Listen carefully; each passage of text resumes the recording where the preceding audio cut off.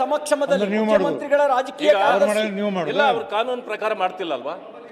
ಅವರು ಸಮರ್ಥನೆ ಮಾಡ್ತೀರಾ? ಯಾರು ಅವರು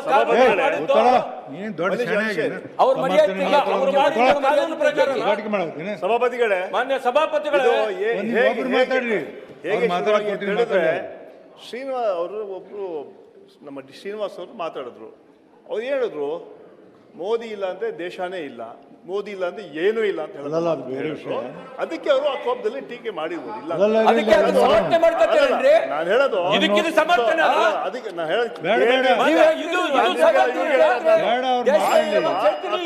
ಅದನ್ನ ಇದು ಯಾಕೆ ಹೇಳಿ ಅಂತ ಹೇಳುವಾಗ ಮಾತಿನ ನಡೆದಿದೆ.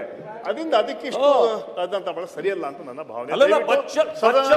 ಅವಕಾಶ ಮಾಡಿಕೊಡಿ. ನರೇಗಾ ಬಗ್ಗೆ ಚರ್ಚೆ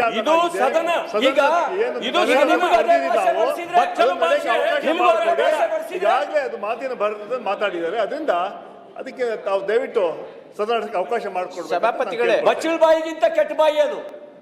ಬಚ್ಚಲ್ ಬಾಯಿಗಾದ್ರೂ ಒಂದು ಮರ್ಯಾದೆ ಇರುತ್ತೆ. ಅದಕ್ಕೆ ಅದನ್ನು ಮೀರಿ ಕೆಟ್ಟ ಬಾಯಿ ಅದು. ನೀನು ಅಲ್ಲಿಗೆ ಹೋಗಬೇಡ. ಪ್ರಧಾನಮಂತ್ರಿ ಬಗ್ಗೆ ಮಾತಾಡ್ಬೇಕೇನು? ಅಲ್ಲಿಗೆ ಹೋಗಬೇಡ. ಹೇಳಿ ಮಾನ್ಯ ಸಭಾಪತಿಗಳೇ, ಒಂದು ವಿಷಯ ಈಗ ನಿಮಗೆ ಹೇಳ್ತೀನಿ.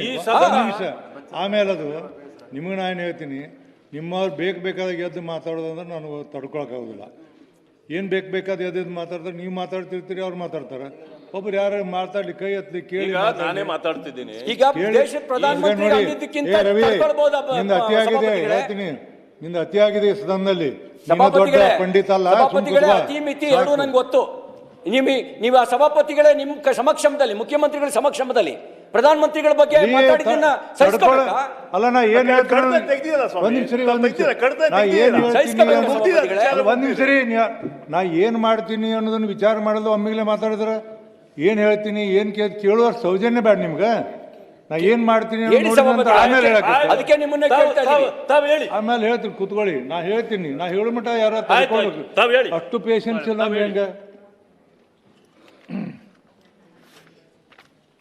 ಮಾನ್ಯ ಸಭಾಪತಿಗಳೇ, ಒಂದು ಪ್ರಿವಿಲೇಜ್ ಬಗ್ಗೆ ಎರಡು ಮೋಷನ್ ಮೂವ್ ಮಾಡಿದ್ದೀವಿ. ಮಾನ್ಯ ಸಭಾಪತಿಗಳೇ, ಪ್ರಿವಿಲೇಜ್ ಬಗ್ಗೆ ಮೊನ್ನೆ ಇದು ಮುಗಿಲಿ ಕೊಡ್ತೀನಿ.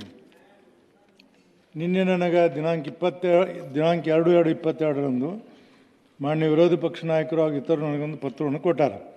ದಿನಾಂಕ 2/2/26 ಸಾಯಂಕಾಲ 4:25 ಗಂಟೆಗೆ ಮಾನ್ಯ ಮುಖ್ಯಮಂತ್ರಿಗಳು ರಾಜ್ಯಪಾಲರ ಭಾಷಣಕ್ಕೆ ಉತ್ತರ ಕೊಡುವ ಸಂಬಂಧದಲ್ಲಿ ವಿಧಾನ ಪರಿಷತ್ ಸದಸ್ಯರಾದ ನಜೀರ್ ಅಹ್ಮದ್ ಅವರು ಪ್ರಧಾನಮಂತ್ರಿಗಳಾದ ಮಾನ್ಯ ನರೇಂದ್ರ ಮೋದಿ ಅವರನ್ನು ದೇಶದ್ರೋಹಿ ಎಂದು ಅನೇಕ ಬಾರಿ ನಿಂದಿಸಿ ಕೂಗಿದ್ದಾರೆ.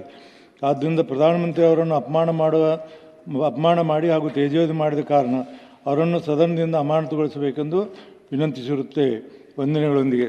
ಇದು ವಿರೋಧ ಪಕ್ಷದವರು ಕೊಟ್ಟಂಥ ನನಗೆ ಪತ್ರ ಮತ್ತು ಅದು ನಡೆದಂಥ ಘಟನೆಗೂ ನಾನು ಸಾಕ್ಷಿಯಾಗಿದ್ದೀನಿ ಅಂತ ಒಪ್ಕೊಳ್ತೀನಿ. ಈ ಹಿನ್ನೆಲೆಯಲ್ಲಿ ಇವತ್ತು ನಾನು ಸಭಾನಾಯಕರೇ, ಸದನದಲ್ಲಿ ನಾವು ಯಾವ ರೀತಿಯಿಂದ ನಡ್ಕೋಬೇಕು, ಯಾವ ರೀತಿಯಿಂದ ನಡ್ಕೋಬಾರ್ದು ಅನ್ನೋದನ್ನು ಕನಿಷ್ಠ ಒಂದು ಸೌಜನ್ಯರು ಇರಬೇಕಲ್ಲ. ಈಗ ಹಿಂದೆ ನೋಡಿ ನಿಮ್ಗೆ ಹೇಳ್ತೀನಿ, ನಾನು ಹಿಂದೆ ಹಂಗೆ ನಿಮ್ಮ ಮಾಹಿತಿ ಕೊಡ್ತೀನಿ. ಹಿಂದೆ ಒಂದು ಸಾರಿ ವಸಂತ ಕುಮಾರ್ ಇದ್ದಾಗ ಪೂರ ದೇಶ ಮೇ ಗಯ ಅಂತ ಹೇಳಿದರು. ಇವರು ನಜೀರ್ ಅಹ್ಮದ್ ಅವರು ಮೋದಿಯ ದೊಡ್ಡ ದ್ರೋಹ ಮಾಡಿದ್ದಾರೆ. ಮಾನ್ಯ ಸಭಾಪತಿಯರು ಇತ್ತಿನ ದಿವಸ ಬಂಗಾರದ ಭೇಟಿ ಅವೆಲ್ಲ ಮಾಮೂಲಿ. ಆಮೇಲೆ ನಜೀರ್ ಅಹ್ಮದ್ ಮಾನ್ಯ ಸಭಾಪತಿಯರೇ, ಸನ್ಮಾನ್ಯ ನರೇಂದ್ರ ಮೋದಿಯವರು ಇಡೀ ದೇಶಕ್ಕೆ ದೊಡ್ಡ ದ್ರೋಹ ಮಾಡಿದ್ದಾರೆ. ಇವೆಲ್ಲ ಆವಾಗಿಂದ ಏನೋ ಆವಾಗಿನ ಇದು ನಡೆದಂಥದ್ದು. ಮತ್ತು ದೇಶವನ್ನೇ ಮಾರಿದ್ದಾರೆ.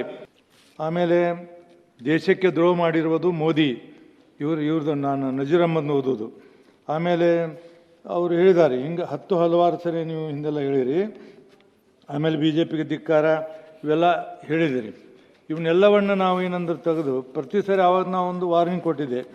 ವಾರ್ನಿಂಗ್ ಕೊಟ್ಟಾಗ ಇನ್ಮೇಲೆ ನೋಡಿ ಹೇಳಿದ್ದೇನೆ, ಎಲ್ಲರೂ ದಯವಿಟ್ಟು ಕೂತ್ಕೊಳ್ಳಿ, ನಾಚಿಕೆ ಮಾನ ಮರ್ಯಾದೆ ಏನೂ ಇಲ್ಲ ಎಂದಲ್ಲ, ದಯವಿಟ್ಟು ಕೂತ್ಕೊಳ್ಳಿ. ಮಾನ್ಯ ಪ್ರತಿಪಕ್ಷ ನಾಯಕರು ಎಲ್ಲರಿಗೂ ಹೇಳಿದ್ದು ನಾನು.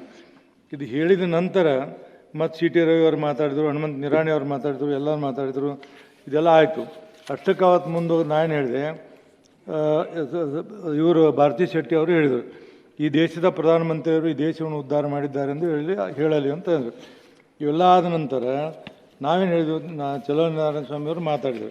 ಕೊನೆಗೆ ನಾವು ಹೇಳಿದೆ, ಸರಿಯಾದ ಕ್ರಮ ಅಲ್ಲಪ್ಪ, ಇದನ್ನು ನೀವು ದೇಶದ ಪ್ರಧಾನಮಂತ್ರಿ ಯಾರೇ ಇರಲಿ, ಪ್ರಧಾನಮಂತ್ರಿ ಅವ್ನು ಪಕ್ಷ ಏನು ಇರೋಂಗಿಲ್ಲ. ದೇಶದ ಪ್ರಧಾನಮಂತ್ರಿ ನಮಗೆ ಗೌರವ ಕೊಡೋದು ನಮ್ಮ ಧರ್ಮ ಅಂತ ನಾನು ಹೇಳಿದೆ.